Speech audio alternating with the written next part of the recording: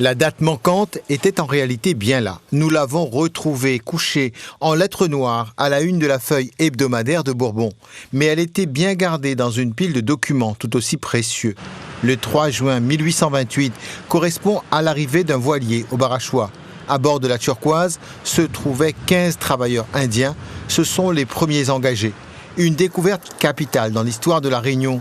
Jusqu'à présent, seul le 11 novembre, fin de l'immigration indienne, était considéré. Or, dans la vingtaine de pays où sont dispersées les diasporas, c'est principalement la date d'arrivée du premier convoi qui compte.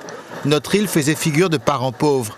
C'est désormais réparé. Pourtant, depuis les années 80, des historiens et divers chercheurs de la zone océan Indien et d'ailleurs se sont lancés sur la date d'arrivée de la Turquoise.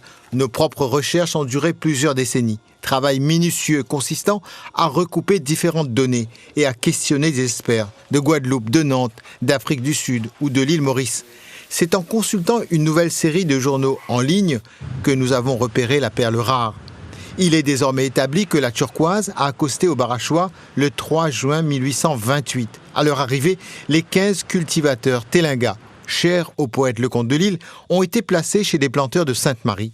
Cette découverte majeure dans les relations historiques entre l'Inde et la Réunion est aussi fondamentale que l'installation du consulat de l'Inde à la Réunion 1986 ou l'ouverture d'une ligne aérienne en 2013 entre la Réunion et Chennai en Inde.